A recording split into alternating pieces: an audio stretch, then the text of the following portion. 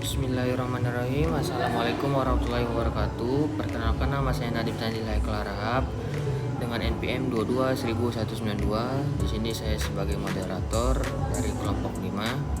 Di sini saya akan mempresentasikan hasil kerja kelompok saya. Selanjutnya ada anggota kelompok, yaitu ada Raisa Rahmadewi 22.196, Diva Justusia 22.195, Hemas Hasna Fadila 22.197, Siva Agista Putri 22.176, Natif Tanjil 22.192, yang terakhir Najma Alifah Purnomo dengan NPM 22.201. Materi pertama akan dijelaskan oleh Hemas Hasna, yaitu pengertian sosiologi hukum. Yang pertama, pengertian sosiologi hukum. Hukum menurut Sujono Sukanto, sosiologi hukum adalah suatu cabang ilmu pengetahuan yang secara analisis dan empiris menganalisis atau mempelajari hubungan timbal balik antara hukum dan gejala-gejala sosial lainnya. Di dalam hukum terdapat konsep-konsep di dalamnya yang mencakup: pertama, hukum berfungsi sebagai sarana sosial kontrol atau pengendalian sosial. Hukum sebagai pengendalian sosial, yang artinya kepastian hukum dalam undang-undang dilakukan benar-benar terlaksana oleh penguasa dan penegak hukum. Fungsinya, masalah penginterasian tampak menonjol dengan terjadinya perubahan-perubahan pada faktor di atas. Hukum harus menjalankan usahanya demikian rupa sehingga konflik-konflik serta kepincangan-kepincangan yang muncul tidak mengganggu ketertiban serta produktivitas masyarakat. Selanjutnya akan dijelasin oleh Diva, yaitu pengertian sosiologi jurisprudence. Pengertian sosiologika jurisprudence. Jurisprudensi sosiologis adalah pendekatan dalam teori hukum yang menekankan pentingnya melihat hukum dalam konteks sosialnya. Pendekatan ini menganggap bahwa hukum tidak dapat dipisahkan dari realitas sosial, politik, dan ekonominya, dan bahwa hukum harus dipahami sebagai bagian dari struktur sosial yang lebih luas. Ross Dupont, seorang ahli hukum Amerika, adalah salah satu tokoh utama dalam jurisprudensi sosiologis. Ia berpendapat bahwa hukum harus berfungsi untuk memenuhi kebutuhan masyarakat dan harus dianalisis dalam konteks tujuan sosial yang lebih luas. Yang ketiga ada tujuan yang akan dijelaskan oleh Siva Agista. Selanjutnya ada tujuan dari sosiologi hukum. Adapun tujuan dari sosiologi hukum itu yang pertama, menganalisa fungsi hukum dalam masyarakat. Yang kedua, memahami proses pembentukan hukum dan pengaruh faktor sosial terhadap proses tersebut. Yang ketiga, ada menilai efektivitas hukum dalam mengatur proses perilaku dan menyelesaikan konflik.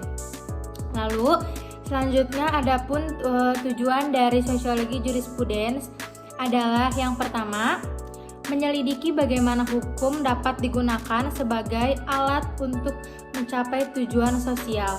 Yang kedua, itu mengidentifikasi kekurangan dalam sistem hukum berdasarkan perspektif sosial. Yang ketiga, itu ada mendorong reformasi hukum yang mempertimbangkan kondisi sosial dan kebutuhan masyarakat. Yang keempat ada perbedaan yang akan dijelaskan oleh Najma. Selanjutnya saya akan membahas perbedaan sosiologi hukum dan sosiologikal jurisprudensi. Di sosiologikal jurisprudensi PON mengacu pada ini sebagai studi tentang karakteristik khas dari tatanan hukum, yaitu aspek hukum yang tepat. Liolin menulis itu sebagai cabang ilmu normatif, ilmu memiliki hukum yang lebih efektif dalam tindakan dan berdasarkan nilai-nilai subjektif. Beberapa penulis lainnya menggunakan istilah untuk merujuk pada sosiologi sekolah jurisprudensi, yaitu orang ahli 6 hukum yang terlihat dalam sebuah studi masyarakat, berarti di mana ilmu hukum mungkin dibuat lebih tepat. Yang kedua, sosiologi of Pound mengacu studi ini sebagai sosiologi yang tepat didasarkan pada konsep hukum sebagai salah satu sarana kontrol sosial. Liolin menulis itu sebagai dasarnya ilmu deskriptif menggunakan teknik empiris. Hal ini berkaitan dengan pemeriksaan mengapa hukum menetapkan tugas-tugasnya dalam cara odes. Ini memandang hukum sebagai produk dari sistem sosial dan sebagai sarana pengendalian dan mengubah sistem itu. Kajian sosiologis terhadap hukum ini berpandangan empiris. Mereka ingin melakukan pemahaman secara sosiologis terhadap fenomena hukum. Jadi interpretive understanding of social conduct, yaitu suatu usaha untuk memahami objeknya dari segi tingkah laku sosial. Fenomena hukum dari sudut pandangan aliran sosiologis ini adalah gejala-gejala yang mengandung stereotip baik yang tertulis maupun yang tidak tertulis. Yang ketiga, sosiologi hukum, sociology of law. Fokusnya, sosiologi hukum berfokus pada hubungan empiris antara hukum dan masyarakat, mempelajari bagaimana hukum dipengaruhi oleh faktor sosial, budaya, dan ekonomi, serta bagaimana hukum mempengaruhi perilaku dan struktur sosial. Pendekatannya menggunakan metode penelitian sosiologi seperti survei, wawancara, dan analisis statistik untuk memahami fenomena hukum dalam konteks sosialnya. Selanjutnya lebih bersifat deskriptif dan analitis, berusaha untuk memahami dan menjelaskan realitas hukum berdasarkan data empiris. Yaitu jurisprudensi sosiologis atau sociological jurisprudensi.